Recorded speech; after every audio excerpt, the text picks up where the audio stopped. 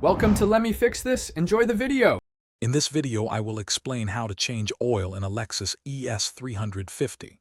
First, ensure your engine is slightly warm, not hot. Gather your new oil, a new filter, a wrench, and a drain pan. Safely lift your vehicle using jack stands. Locate the oil drain plug, usually a 14mm or 17mm bolt, and position your drain pan underneath. Carefully remove the plug and allow all the old oil to drain completely.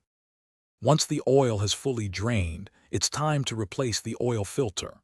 The filter housing is typically a black plastic cap. Use a specific oil filter wrench to carefully unscrew it. Remove the old filter element and replace the O-rings on the housing. Insert the new filter element, then hand tighten the housing back into place, followed by a slight turn with the wrench.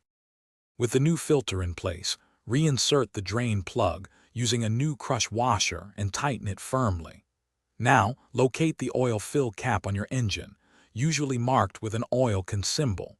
Using a funnel, slowly pour in the recommended 0W20 synthetic oil.